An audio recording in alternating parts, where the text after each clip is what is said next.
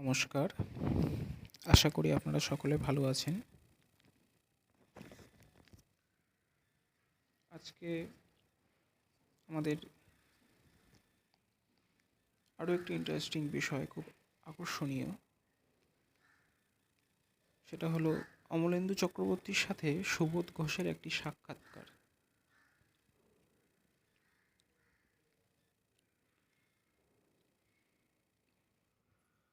কথা না বাড়িয়ে আমরা সরাসরি জায়গাতে আসি। কথাশিল্পী সুবোধ ঘোষ যেদিন প্রথম বাংলা সাহিত্যের ক্ষেত্রে পদার্পণ করলেন, সে এক আকস্মিক আবির্ভাব। তিনি যেন গল্পকার নন, প্রত্নতাত্ত্বিক।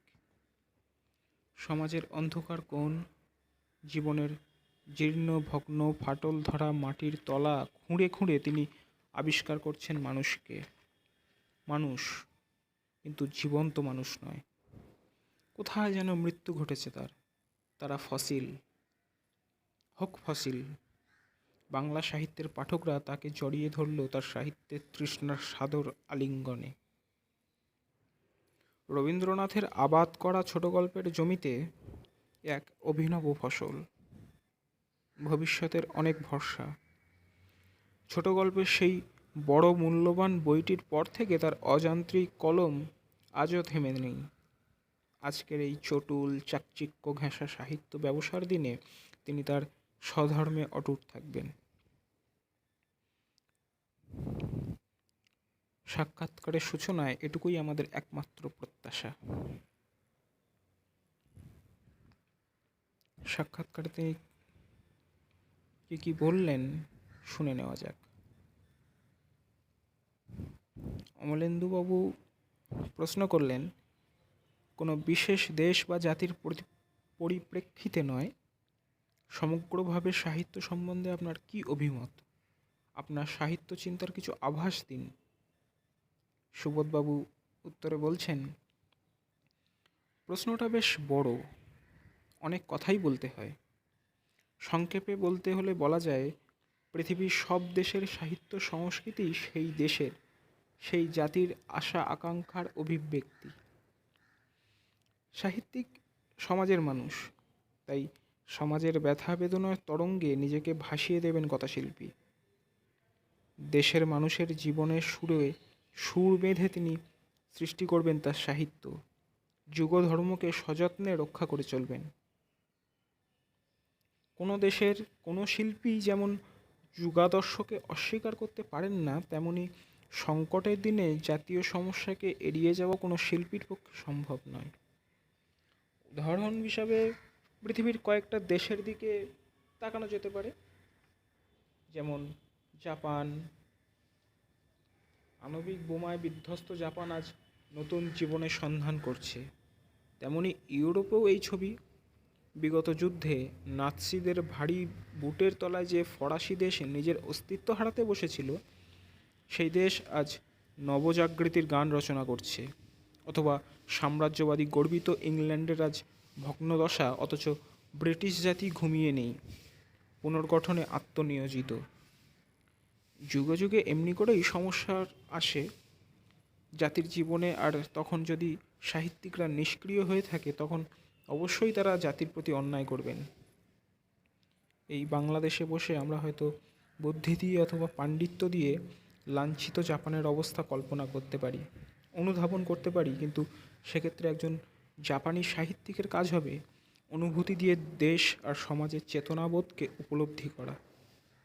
এই উপলব্ধি থেকেই সৃষ্টি হবে এমন এক সাহিত্য গ্রন্থের, যা আমাদের কাছে জাপানের সামগ্রিক রূপটি তুলে ধরবে। এরপর অমলেন্দু চক্রবর্তী দ্বিতীয় প্রশ্নটি করছেন, সাহিত্যের ওপর সামাজিক, রাজনৈতিক, অর্থনৈতিক সমস্যার প্রভাবকে আপনি কি স্বীকার করেন? উত্তরে সুবোধবাবু বলছেন, সমাজে ঘটছে এমন সব ঘটনার প্রতিফলন যে সাহিত্যে ঘটবে, তো সেটা স্বাভাবিকই। শিল্পী সাহিত্যিকরা তাদের পারিপার্শ্বিক আবহাওয়া থেকেই তাদের রসদ সংগ্রহ করবেন, কিন্তু তাদের কখনো অবস্থার দাস হওয়া উচিত নয়।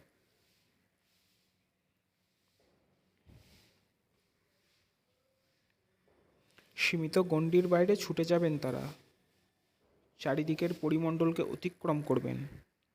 ছকে বাঁধা জীবন তো সাহিত্যিকের নয়, তিনি মুক্ত বিহঙ্গ। কোনো অবস্থাতেই তাকে স্থবির বলা চলবে না, গতিশীল হতে হবে, তাকে ডাইনামিক হতে হবে। প্রসঙ্গত আরও একটু বলা দরকার, সাহিত্য আলোচনায় সমকালীন সাহিত্য বলে যে শব্দটি ব্যবহৃত হয়ে থাকে, এর যৌক্তিকতা সম্বন্ধে প্রশ্ন আছে। কোনো সাময়িক ব্যাপার নিয়ে হয়তো গল্প লেখা চলে, কিন্তু সেটা কদিনের? এমন নির্দিষ্ট সময়ের গণ্ডিতে সাহিত্যকে বেঁধে রাখা কেন? সাহিত্য কি দু একদিনের জন্যে? সে তো শুধু বর্তমানের নয়, ভবিষ্যতেরও। সাহিত্যে বাস্তববোধের এই সংজ্ঞা। পরবর্তী প্রশ্নে অমলেন্দুবাবু জিজ্ঞাসা করছেন, এ তো হলো বাইরের দিক। সাহিত্যিকের হৃদয়গত গুণবৈশিষ্ট্য বা তার কারুকলা প্রসঙ্গে আপনার অভিমত কি?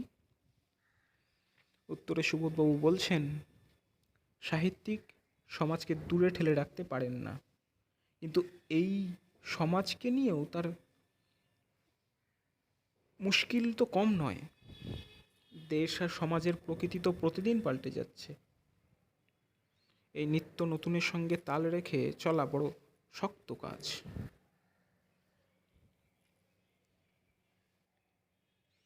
এই বিবর্তিত সমাজের সঙ্গে নিজের চিন্তা আর মননের ভারসাম্য রক্ষা করে চলতে হবে সাহিত্যিকদের। প্রসঙ্গত আরও একটি কথা বলার প্রয়োজন, দৃষ্টি শ্রুতি ছাড়া আরও একটি বিশেষ উপকরণ আছে, যা কথাশিল্পী কবির সৃজনী শক্তির প্রধানতম ঐশ্বর্য। সে হলো তার আগ্রহ। দেখবার, জানবার, অনুসন্ধান করবার আগ্রহই সাহিত্যিকের হৃদয় সৃষ্টির প্রেরণা যোগাবে, অনুভূতিকে সজীব করবে। পরবর্তী প্রশ্নে অমলেন্দুবাবু জিজ্ঞাসা করছেন, বর্তমান বা উত্তরকালীন বাংলা সাহিত্যকে আরও শ্রীময় করে তুলতে হলে আপনার কোনো প্রস্তাব আছে কি? উত্তরে সুবোধবাবু বলছেন, আধুনিক বাংলা সাহিত্যে ব্যাপকভাবে সমগ্র ভারতীয় সাহিত্যে এই ভারসাম্যের অভাবটা যেন প্রকট হয়ে উঠেছে। ভারতবর্ষ একটা বিশাল দেশ, এদেশের জনসমষ্টি বিপুল। এত বড় দেশের সব বৈশিষ্ট্য সূক্ষ্ম দৃষ্টিতে লক্ষ্য করা বা এই বিরাট জনমানবের সঙ্গে নিবিড় হওয়া সহজসাধ্য নয়। তাই এদেশের মাটিতে সাহিত্য সাধনা করতে হলে নিষ্ঠায় এতটুকু কৃত্রিমতা থাকলে চলবে না। বিশেষত আজকের দিনে ভারতবর্ষ আজ আত্মসংগঠনে ব্যাপৃত। প্রথম পঞ্চবার্ষিকী পরিকল্পনার কাজ শেষ করে দ্বিতীয় কিস্তি কাজ শুরু করতে চলেছে। গ্রামে গ্রামে সমবায় সমিতি, পথ গড়া, বাঁধ নির্মাণ থেকে শুরু করে ইস্পাত কারখানা, রেল, মোটর, জাহাজ তৈরির কারখানা পর্যন্ত অনেক কিছু করবার এক মহান প্রতিজ্ঞা নিয়েছে ভারতবর্ষ। সারা দেশ জুড়ে এই এই যে এত বড় একটা মহাযজ্ঞ অনুষ্ঠিত হচ্ছে, এত আলোড়ন, বাংলাদেশের বর্তমান সাহিত্যিকরা কি সে বিষয়ে সচেতন নন? তারা কি জানেন না যে সারা এশিয়ায়, এমনকি সমগ্র পৃথিবীতে আজ ভারতবর্ষ কি এক গৌরবের আসন পেয়েছে? স্বাধীন ভারতবর্ষ আজ আবার তার পুরনো দিকে ফিরে পেয়েছে। ভ্রাতৃরাষ্ট্র হিসাবে আবার নিবিড় করে পেয়েছে দক্ষিণ পূর্ব এশিয়ার রাষ্ট্রগুলিকে।